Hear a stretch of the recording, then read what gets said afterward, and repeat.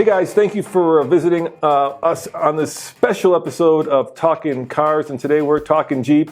We're talking design with Ralph Giles, who's the head of global design for SCA. Thank you, Ralph, for joining us. I'm really grateful. Pleasure, Roman. It's been a long time. Yeah. I think the last time I ran into you was in Geneva. That was quite a lifetime ago. Now that I think about it, Feels like about 2. Actually, it was 2 years ago. Yeah. So thanks for taking the time. You guys have just unveiled the new Grand Wagoneer, and as a designer, how challenging is it to take an iconic American vehicle and kind of reinvent it? Tell me the process that you went through. Well, first of all, it's a concept. That's the Grand Wagoneer concept. We haven't unveiled the official one just yet. You're rolling on 2024s, am I right? What size?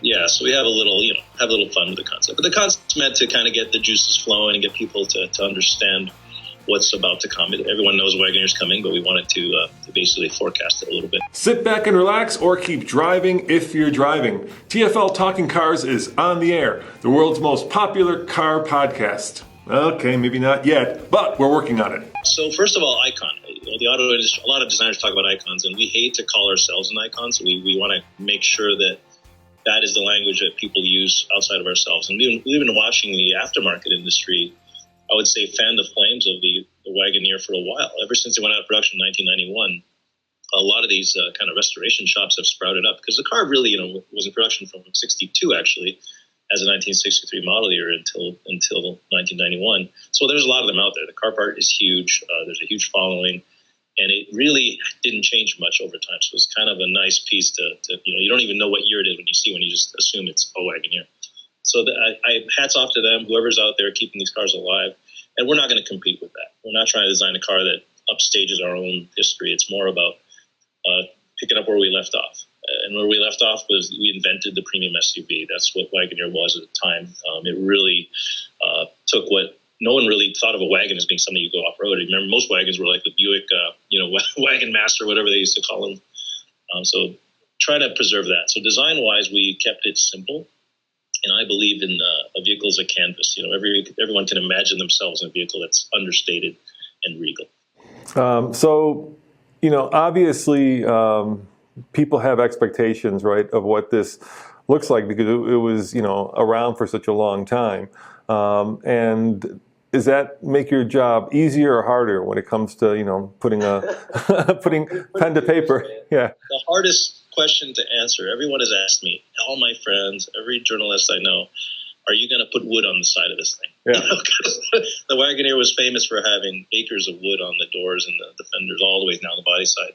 And actually, we thought about it for about 2 seconds. I did not to do that.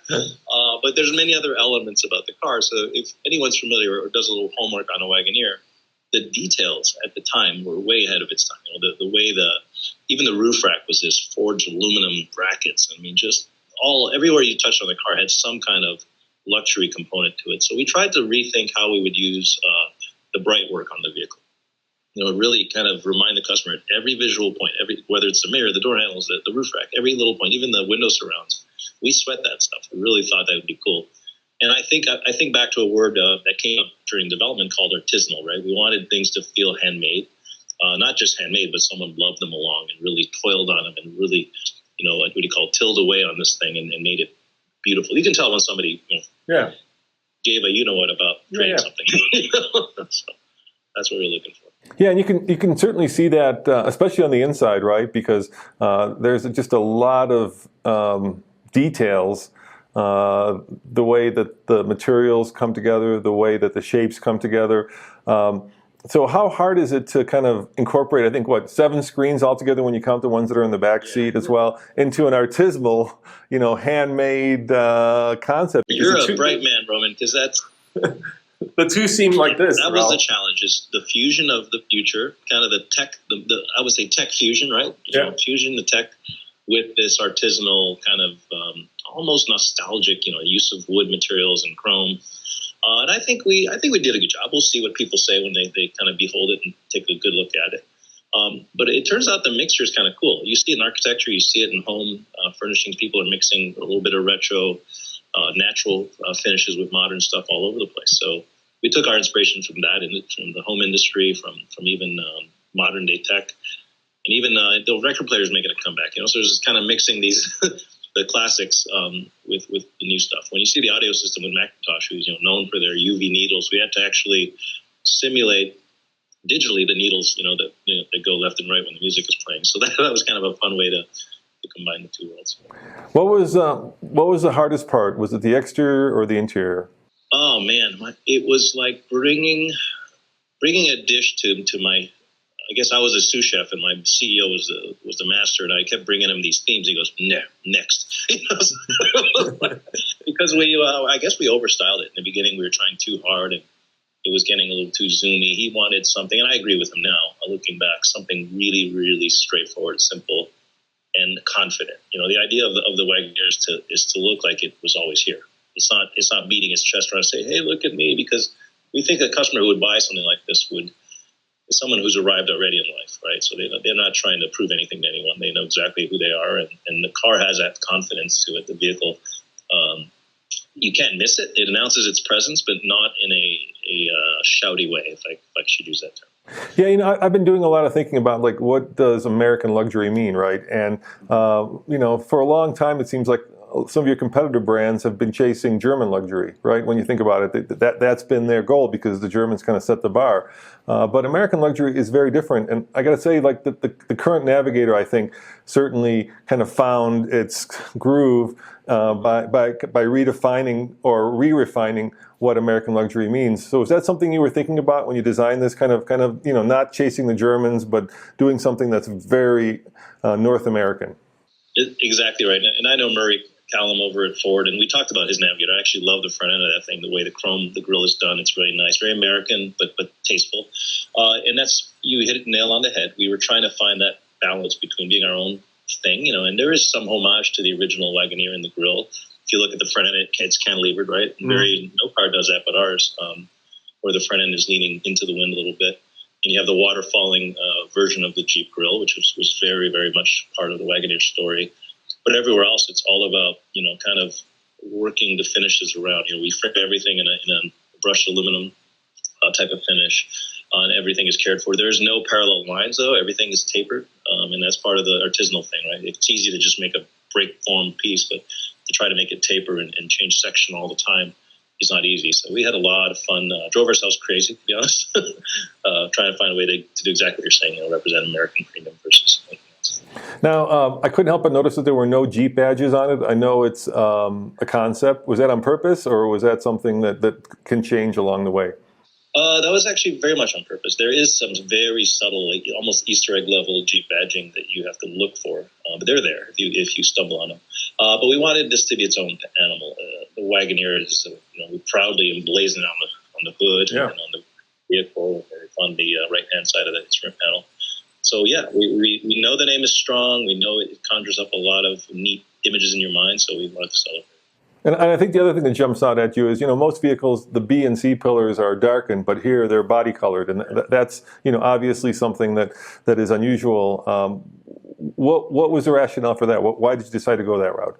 It's funny. My CEO at the time, Sergio, fell in love with that detail. He just thought it was so different. And it was, and we actually had it a little more exaggerated, where it crawled onto the roof a little bit.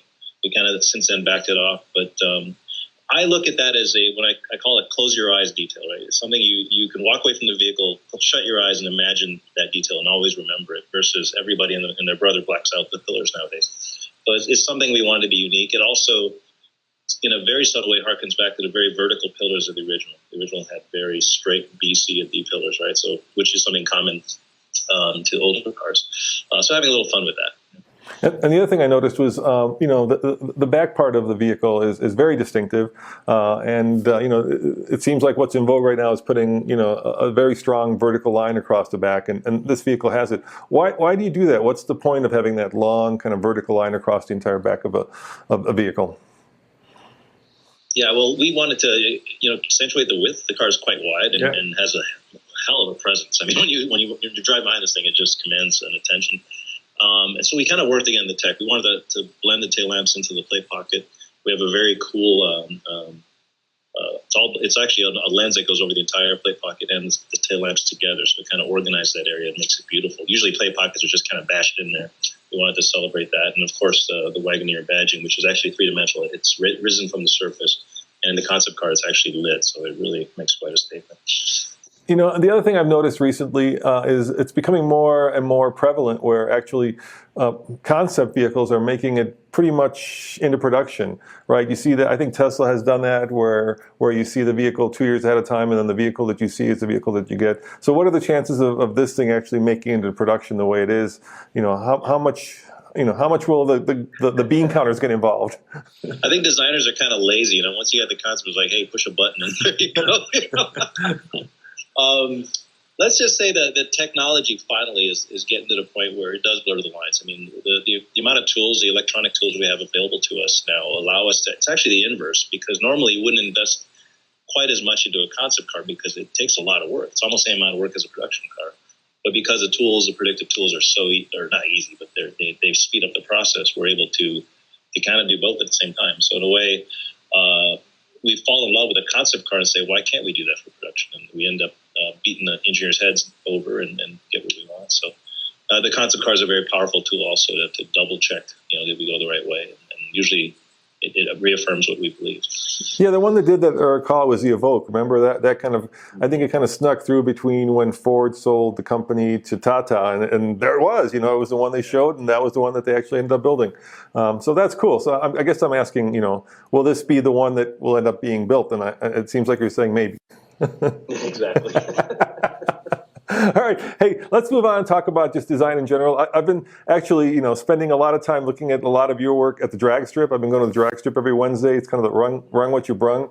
And so I've been looking at, of course, there's two vehicles that seem to dominate here in Colorado. That's the Corvette and, of course, the Hellcats, right? So these are vehicles that Charger and Challenger, both of them are on there. And I was thinking, I wanted to actually ask you this. I was thinking about the fact that nowadays, like a Tesla shows up, right? And if it's a Model S and it's a Pullman, it's going to run 10.4 every time. Especially here at a mile above sea level. And I remember I was talking to Franz when the Cybertruck was unveiled, and that was actually an interesting story too. But we'll leave that for another time.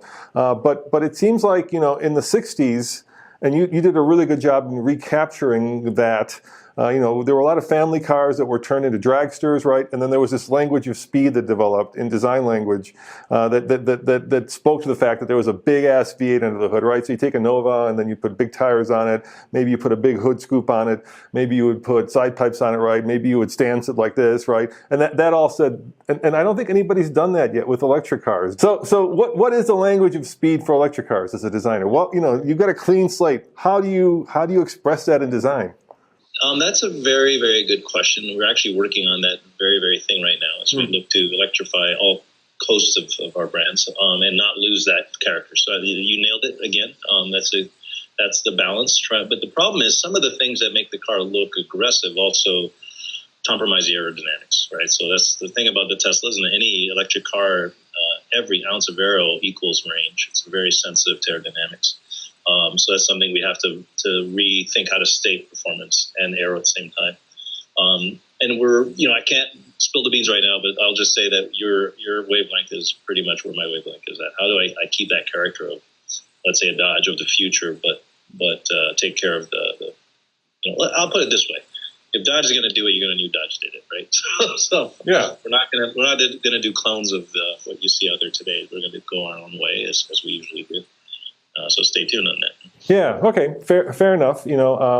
I think it's must be an exciting time. The problem is, and Geneva, you can tell your audience what usually happens. Geneva, get me a gin and tonic or a bourbon or something, and I'm spilling the beans. But right now, I'm dry, so there's nothing coming out of me right now.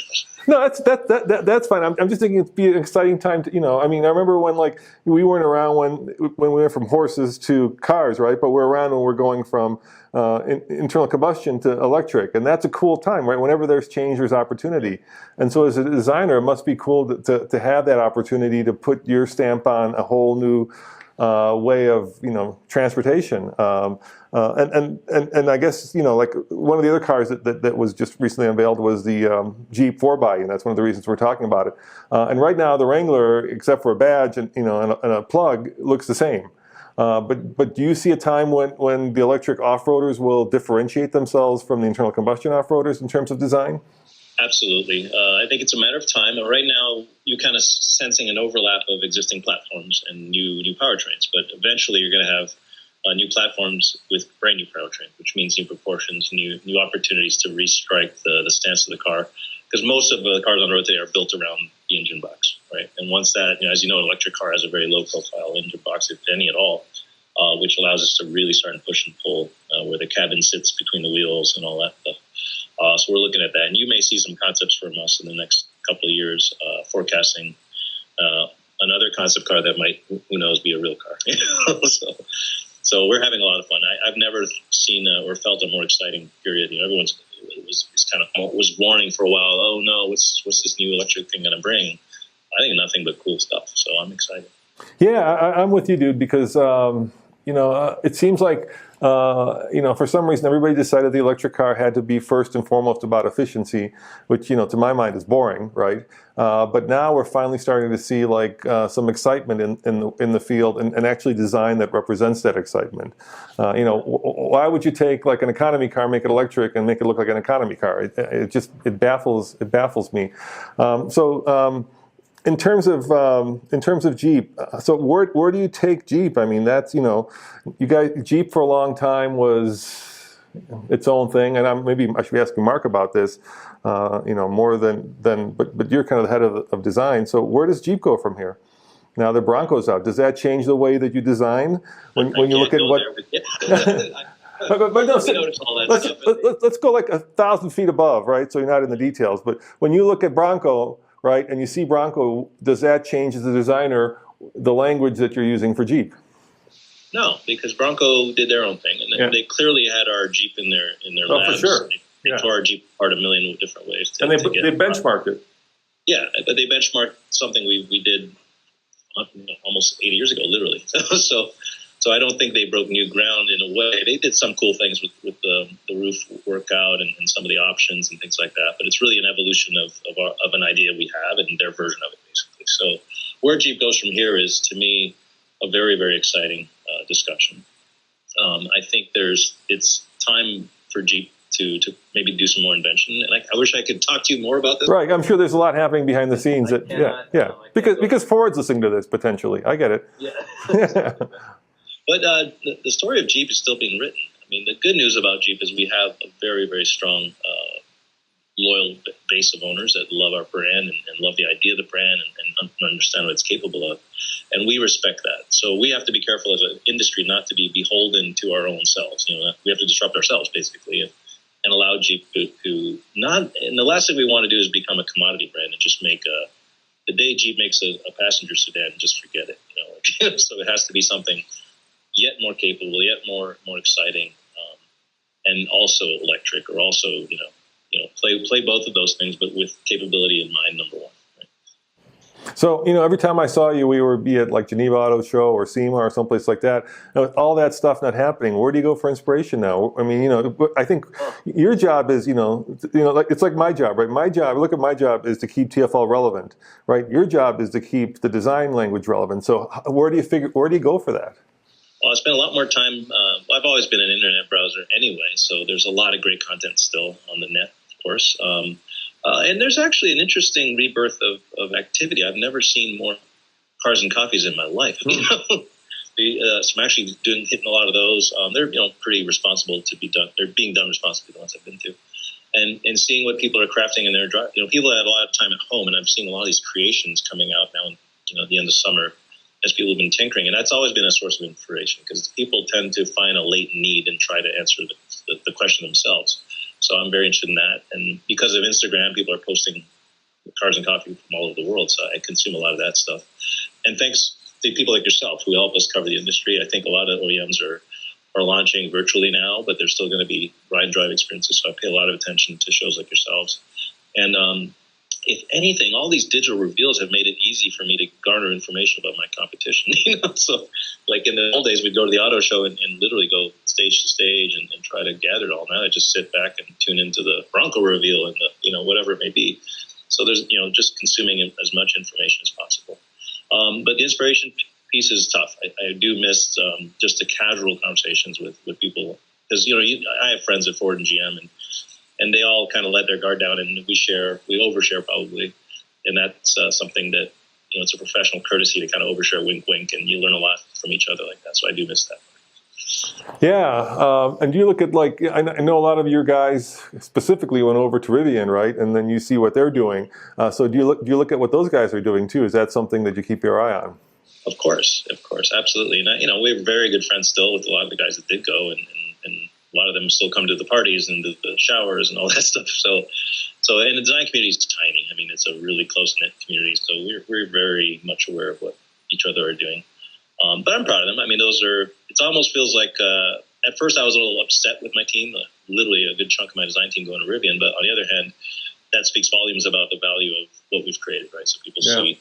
So I'm really proud of what Jeff Hamoud is doing over there with his team. So that's up. Yeah, the electric truck, of course, is having a moment right now. And I remember I have a friend who is a classic car mechanic, and he worked at this British classic car shop. And at one point in time, I went to visit him, and he's like, "Hey, let me show you something." He takes out this book, right? Like 1930s, after the Second World War, maybe 40s. There were like literally 1,000 different car companies building cars in the UK. These little cottage industries, and you're kind of starting to see that with electric cars, right? Because in a lot of ways, electric cars are a lot simpler than internal combustion cars, right? You need a motor, you need a battery, and then the rest is not that difficult, at least for the most part. And so you're seeing kind of this explosion of design, and it's really cool to watch, and there's this convergence that I'm also seeing with like lifestyle vehicles. I know that's a cliche, but people really seem at this moment to want a vehicle that expresses who they are, right? I remember when a couple of years ago the Wrangler sold, I want to say like 25,000 units in 1 month. That is crazy, dude. I mean, that is a hard off-roader that is not being taken off-road by 25,000 people, that are buying it. So where do you see the industry going? I mean, are cars going to be more of an expression of people's desire of who they are, or are they going to remain a status symbol, or are they going to become transportation? What part of that is going to become dominant? I'll tell you what, I've been watching, what's happening in the last 5-6 months very closely, and cars have made actually a big comeback, because we were worried about Uber taking us, making us obsolete. And actually the reverse is happening. People are actually wanting their own car again, because they don't want to be in an Uber or be in mass transit if they can avoid it. The other thing we're finding is people are adventuring and rediscovering America and vacationing differently. So they're buying more trucks than ever right now. We can't keep them in stock. So the individualistic thing is never going to go away. And what I'm finding is that there's a whole generation of younger enthusiasts coming up. We always thought, this generation won't care about cars, millennials don't care about, and that's so far from the truth. If anything, they're more into cars than I was, because they know more about it. They have access to more information. And the fusion again of the old and new is very attractive to them. When I go to California, my friend at BC Moto is putting electric motors in old 911s, and a lot of companies are doing that. And I myself are restoring older cars and trying to make them modern underneath, but yet retro on the outside. So all that stuff plays into what's going on. What is happening in this space, and there's still a romance with the automobile at the end of the day. This personal expression, as you say, something you're wearing as you're driving, not just driving it. And as long as we keep making the secret sauce yummy, making the cars desirable and cool and relevant, people are going to make car clubs. My litmus test for a good design or a good car is there a car club for it? Are people gathering around this car and creating communities? And we have that with most of our Jeeps, our Challengers, our Chargers. There's entire, almost like posses of people that hang out just because of the car. And that's huge, so we can't ignore that. We have to fan those flames gently, but also create new movements like that. I love that, Ralph, but, the worst car I ever drove in my life is a Trabant, and I'm betting that there's a Trabant club. Very tight club. They're not all winners. So what car are you retromodding? What are you doing? What are you working on? Oh, I'm doing a 68 Charger right now. Oh, nice. I'm having a lot of fun with that. I did an Alfa Romeo a couple years ago. And are you keeping it original underneath, or are you electrifying it? No, it's going to be, it's modern day powertrain. Okay. It's a hell of an engine. It's going to have a lot of cool modern day tech. It's actually going to be an automatic. I went back and forth, but I've had plenty of manuals in my life, so I wanted to do an 8-speed.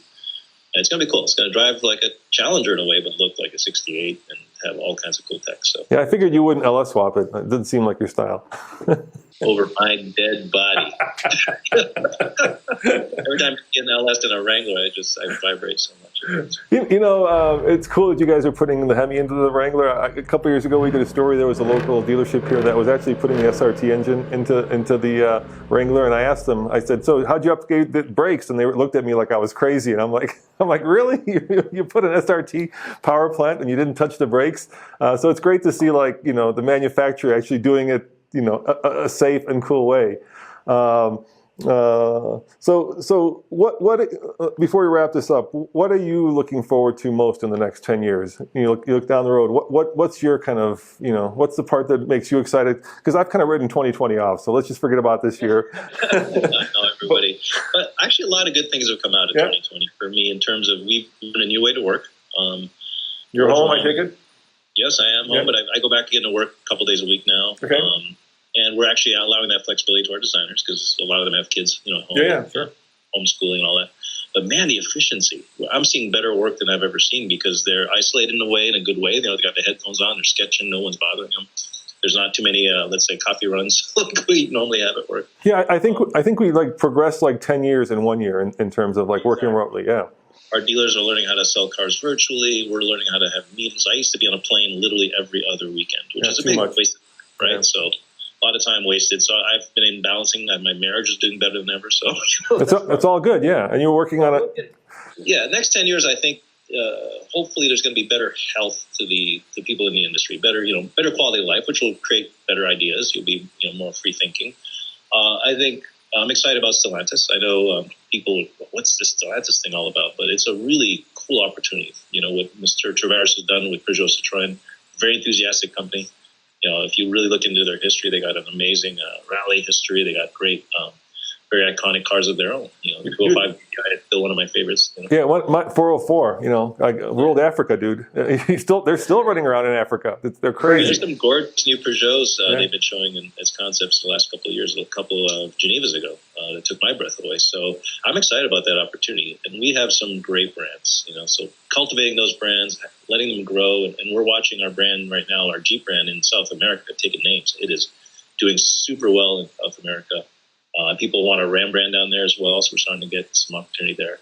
So just a lot more globalization for us. That it's starting to feel like an international company, which is nothing but opportunity. And the world is becoming more alike in some ways. In some ways, we're finding the Europeans want what the Americans have, and the Asians want what the Americans have, and we want what it's like everybody's kind of starting to homogenize into the technology and the car base. Yeah, when I was born in Prague in the Czech Republic, and when my parents came here, what drove them crazy was that the only coffee they could get was decaf or black, right? And the only bread they could get was white or rye, or two choices. And now we've got Starbucks, and of course we've got Whole Foods doing all these artisanal breads, right? And then the Europeans always look down at us because you're driving these horrible big trucks, and I'm thinking to myself, I don't know, man, one day you'll want to be driving these horrible big trucks because they're pretty darn cool. And so do you see do you see more of an influence of Europe on America or America on Europe, or how will it evolve? Well, it's already happened. I mean, if you look at the interiors of our vehicles, Europeans for a long time had beautiful interiors, and you're seeing now the American interiors are as nice, if not better. In some cases, especially your interiors. Thank you very much. You guys are leading the way, for sure. Yeah. When you see our new stuff, it even takes it to a different level, where I'll be very honest with you, we didn't benchmark GM and Ford when we were looking at the Ram. We benchmarked Audi, right? So we looked at German luxury cars when we benchmarked our production stuff. So that's a mindset now. We look laterally up and down. We don't really... I'm not too worried about my direct competitors. I am working against inspiration in general from the whole industry, the global industry. A lot of people don't know about China, but China is one of the most advanced cockpits they have because they have 5G, they got cloud-based. So most of the cars are very advanced interior-wise in China. So that's a source of so that's one thing that I think Americans would love as well, as 5G becomes more common in the U.S. Yeah, the other thing I think that's also happened from Europe, which wasn't here, here in America, luxury always been big, right? And then I think this idea that something small can also be precious and luxurious, right, has started to slowly infiltrate in our car business, right? So, an A-Class can be just as luxurious as an S-Class. And for the long time in America, luxury meant big, right? You want to get that Electra, right? That was a big old car that you wanted. Yeah, or a New Yorker if we're if we're staying within brand, right? And so yeah, it is cool. And I'm happy to hear that you're not traveling a lot, because I remember talking with some of the other executives, Manly, and dude, that's a horrible life you guys had. I always felt for you, right? One day you're in China, one day you're in Italy, one day you're in Detroit. That can't be good for you. Yeah. I don't even know how I'd do it again if I had to. Well, hopefully next time we do this, we can do it over, a drink and iced tea. And yeah, I'm super excited. Congratulations on the new concept Wagoneer. I hope that it actually makes it into production. And I assume it will, because it really looks production ready. Hey, by the way, on the Wagoneer, you did that kind of like cascading light effect on the front. Where did that come from? That's really cool. I mean, you took it to the next level, right? Like Mercedes has been backlighting their badge, and Chevy's been doing it. Now you took it kind of to the next level. It's really neat. We're inspired by nature. Yeah. We call it the waterfall. Right? Yeah, it's cool. It's like a natural occurrence. So yeah, that's what it is. Yeah. I think people want to show off what they have. They've earned it. They want to show it off, and that allows them to do it. So yeah. Well, Ralph, thank you very much. I promised a half hour. We went a little bit longer, so thank you very much. And yeah, stay home and stay healthy. You got it. You too. Take care. Bye.